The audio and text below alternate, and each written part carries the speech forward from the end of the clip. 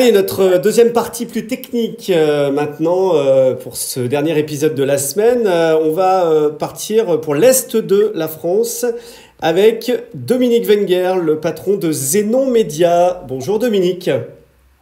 Bonjour, ça va? Bonjour, comment vas-tu? Tu es dans les Vosges, je crois, hein.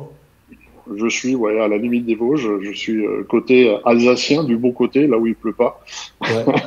On va garder nos petites guéguerres entre les Français et les Alsaciens. On va la garder intègre, même pendant le confinement.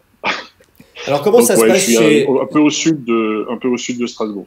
Comment ça se passe depuis le 16 mars pour Zenon Média, un des plus grands éditeurs de logiciels pour les radios et les télés, on le rappelle.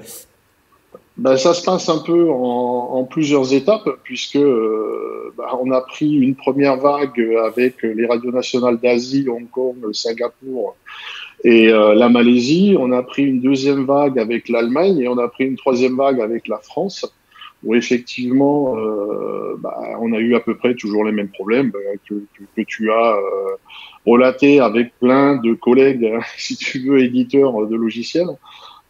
Donc c'est à peu près pareil, c'est-à-dire reconfigurer un peu toutes les plateformes, faire du télétravail possible aussi facilement que possible.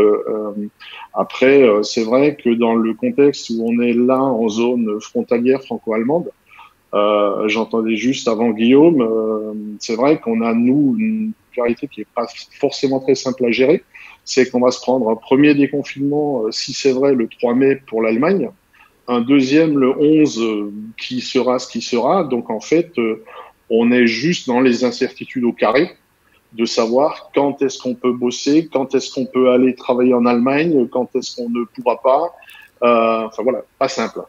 Donc c'est vrai que de ce côté-là, c'est un peu plus compliqué encore. Mais bon, c'est pas la première fois qu'on a l'habitude de faire avec. Voilà, alors tu travailles, le logiciel est installé aussi bien dans des radios nationales que des radios locales et régionales. Elles étaient prêtes le 16 mars à se préparer,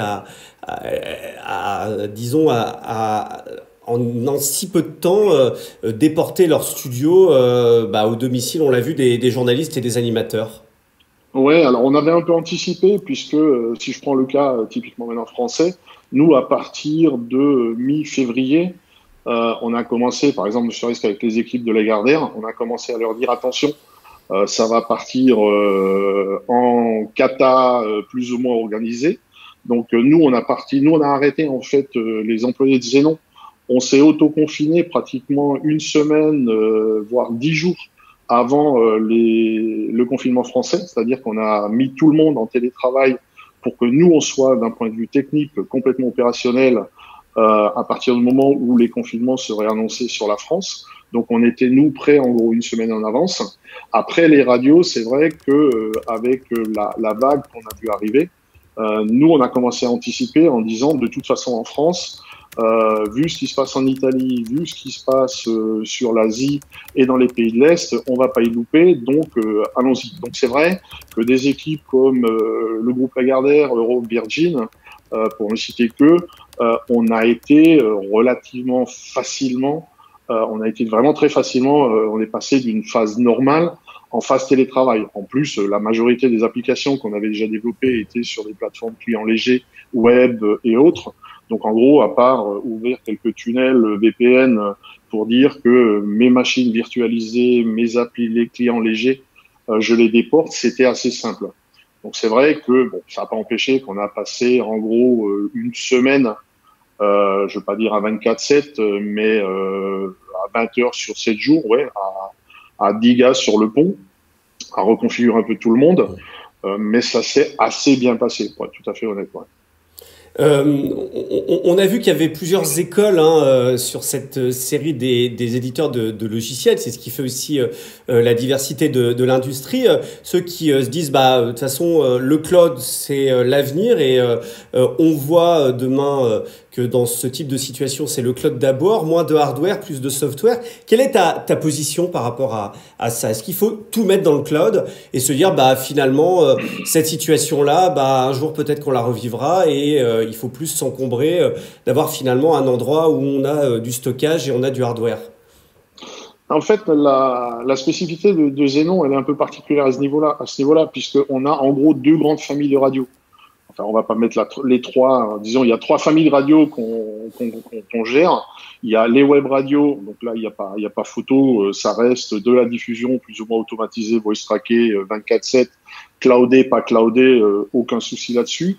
Il y a toutes les radios musicales qui sont les grosses radios des indés, style Alouette, le groupe Start, enfin 81, Top Music et Contact, ces gens-là, qui elles sont à mi-chemin entre je peux faire du flux musical cloudé, mais je dois quand même faire du live. Et après ça, il y a le troisième qui est le plus compliqué. C'est vraiment les radios de talk et les généralistes comme Europe 1, Sud Radio, Radio Classique sur des tranches là. Et là, honnêtement dit, la technique est une chose, mais la gestion humaine d'un talk, une qualité de talk sur des intervenants assis face à face, c'est pas pareil, la discussion est pas la même, le débat est pas le même, la fougue qui est dans le débat en face à face, c'est pas du tout pareil. Donc c'est vrai que la technique peut-être, mais la relation humaine pour moi m'a toujours posé un problème. Et d'un point de vue éditeur logiciel, je suis pas là que pour donner une technique, mais je suis là pour donner un rendu complet à mes clients, à mes radios, en disant qu'est-ce que vous voulez faire, comment vous voulez le faire et quel est l'esprit que vous voulez donner à l'antenne. Et là, pour moi, sur des radios musicales avec un gros morning ou des généralistes de talk, je vois pas comment faire. La solution, elle n'est pas là. L'humain reste l'humain. Ouais, on peut pas faire les choses autrement studio. On a parlé de cybersécurité beaucoup pendant cette période. Alors ma question, elle est toute simple. Certaines radios comme Champagne FM, d'autres ont été, on a vu attaquer. Est-ce qu'il y a plus d'attaques qu'avant là depuis cette crise du coronavirus, ou est-ce que les radios, les médias sont plus vulnérables qu'avant au regard du fait que leur infrastructure, elle a été complètement déportée et a quitté les murs de la radio? Alors, en ce qui concerne le déport des infras sur les radios, je dirais pour nos clients, on n'a eu aucun souci côté des vulnérabilités suite au déport. Toutes les sécurités de tunnels sécurisés, SSL certificat et tout ce que tu veux, tout ça, ça n'a pas changé. Par contre, ce qu'on a noté, mais ça c'est pas lié à la crise coronavirus, il y a depuis maintenant à peu près un an et demi, il y a une très forte attaque sur les médias depuis à peu près un an et demi. Donc on a eu, nous, des discussions très sérieuses, non seulement avec les clients français, mais par exemple... On a vu le groupe M6, par exemple, qui avait été fortement attaqué. Voilà, tout à fait. Il y a aujourd'hui, si tu veux, il y a deux attaques qui se mettent en place depuis maintenant plus de 12 mois. Il y a l'attaque du petit Pékin qui sait pas quoi faire en confinement et qui va acheter un pack virus en disant s'il y a une faille quelque part, j'en profite. Ça, encore, je dirais, c'est à peu près normal et là, tout le monde y est pareil. Après, il y a des attaques qui sont vraiment ciblées, style RTL, style TV5 Monde, où tu as vraiment une recherche de nuisances sur des groupes médias. Et plus les groupes médias sont gros, plus effectivement tu sens une pression, c'est-à-dire on se retrouve avec des analyses sur des firewalls, sur des proxys, on voit vraiment des attaques en masse organisées qui se profilent effectivement sur les médias. Mais ça, c'est pas lié maintenant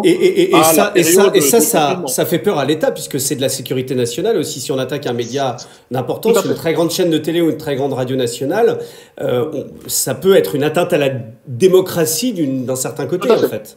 Tout à fait. Mais d'ailleurs, on peut rebondir sur ce que tu disais avec Champagne. Bon, comme dit, je ne vais pas rentrer dans les détails. C'était une attaque qui était relativement entre guillemets simple et pas forcément. Elle a causé des dommages, mais elle a été arrêtée, je dirais, sans casser quoi que ce soit au niveau de l'antenne, à part quelques dommages, le temps de remettre, de tester les machines et de remettre en état. Le problème, il n'est pas là, mais derrière, donc il y a eu de la part de Champagne un dépôt de plainte qui a été fait pour justement la cyberattaque. Par contre, moi, ce qui m'a sidéré, si tu veux, c'est la réaction en même pas 24 heures après le dépôt de plainte. J'ai été contacté en tant qu'éditeur par la police, par le parquet, pour faire suite et remonter autant que possible les attaques. Donc, c'est-à-dire qu'aujourd'hui, effectivement, l'État français a bien pris en compte le niveau d'attaque de ces médias et réagit, mais à une vitesse que je n'aurais jamais soupçonnée. Je dirais que, voilà, qu'on dépose plainte, avant même que le parquet ait enregistré la plainte, moi, j'ai été contacté par la police. Donc, tu as effectivement un suivi systématique. Et ça, aujourd'hui, je dirais, j'en vais en profiter pour le dire là, j'en ai discuté effectivement avec les services de police, il faut systématiquement pour un média, quelle que soit l'ampleur de l'attaque, qui dépose plainte, il y a un service centralisé en France qui est dédié à ça. Et ça, aujourd'hui, il y a effectivement une ampleur qui est en train de monter de plus en plus sur ces cyberattaques médias. Ça, c'est clair. Il y a finalement, c'est citoyen de le faire, parce qu'il y a relativement peu de chances qu'on trouve qui sait. C'est pas en France, c'est dans des pays où c'est compliqué d'aller chercher ces cyber-attaqueurs. Mais l'idée, j'imagine que c'est pour faire argumenter cette base des cyberattaques, et c'est d'ailleurs des attaques de rançongiciel, c'est ça, hein.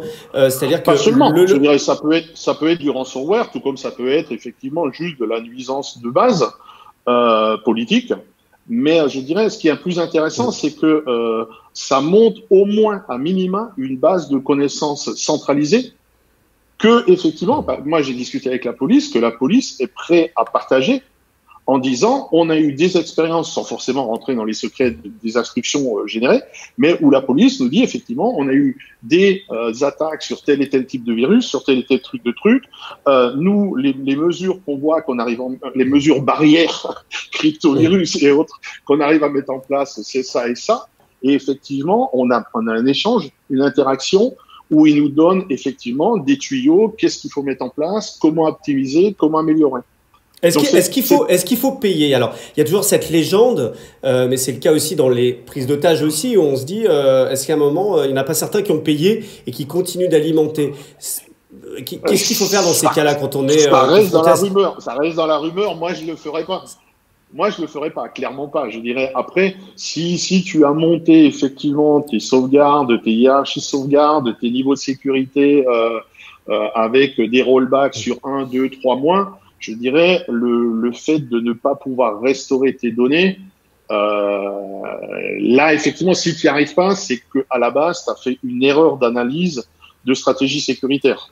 Donc, l'attaque est toujours possible, mais effectivement, il y a un minimum de sécurité où tu dois avoir sauvegardé tes données. Donc, au pire, tu vas perdre quelques heures de travail, mais de là à dire, tu rentres dans le tourbillon infernal de dire je paye pour récupérer mes données, moi, je le ferai pas, je le conseillerais à personne. Qu'est-ce que tu mets en place avec tes solutions? Quels conseils tu pourrais donner pour éviter d'être vulnérable? Dans l'expérience que tu as de ces cyberattaques, généralement, tu arrives à voir, et il y a peut-être des points communs sur la vulnérabilité dans un réseau? La vulnérabilité, sur ce qu'on a vu, à Champagne, et deux, sur les analyses qu'on a faites à côté, c'est toujours par une connerie, une porte qui est restée ouverte à un moment donné, qu'effectivement, tu as la faille qui va passer. Donc, à un moment donné, effectivement, le fait de centraliser, de tout centraliser dans des structures communes me paraît pas forcément la meilleure des choses. Parce que si tu prends le cas, par exemple, RTLM6, si tu prends le cas de tous ces réseaux qui sont un peu centralisés, pour moi, si tu attaques le cœur de réseau avec une attaque vraiment ciblée, tu arrives à mettre effectivement tout un concept à genoux. À partir du moment où tu n'as pas tous les œufs dans le même panier, effectivement, tu te dis, bon, ok, je me suis fait attaquer une partie, mais une autre partie, j'arrive encore à faire quelque chose. Donc effectivement, aujourd'hui, nous, c'est plutôt de la stratégie de dire, si j'ai vraiment un ensemble fermé avec un concept de domaine global à un endroit, c'est de mettre une solution de plan de reprise, de PRA, de plan de reprise d'activité déporté, mais hors du même contexte informatique. Donc vraiment de dire, en gros, c'est de dire, pour simplifier la chose, j'ai deux maisons. J'en ai une qui crame, je prends mes clics et mes claques et je vais dans la maison d'à côté et j'ai tout à côté. Après, effectivement, forcément, ça a un coût. C'est comme tout. Mais aujourd'hui, je pense que pour moi, c'est vraiment de dire que, en gros, tu pars pas du principe que quand tu vas déménager de maison, tu vas te dire la maison qui crame, j'emmène les meubles, parce que tu peux plus. Donc c'est vraiment ça, quoi. C'est vraiment de te dire, il faut vraiment que tu aies deux structures complètement dissociées, que ce soit du cloud, que ce soit pas du cloud. Je veux dire que ce soit du physique, que ce soit pas du physique. Aujourd'hui, sur les groupes Radio France, tout le monde aujourd'hui est en train de travailler avec nous sur des PRA, des plans de reprise d'activité, sur des sites déportés, complètement dissociés de l'infrastructure existante, avec des réplications de données sur des concepts assez simples. De toute façon, plus c'est simple, plus c'est simple à contrôler, et moins ça va être, si tu veux, vulnérable.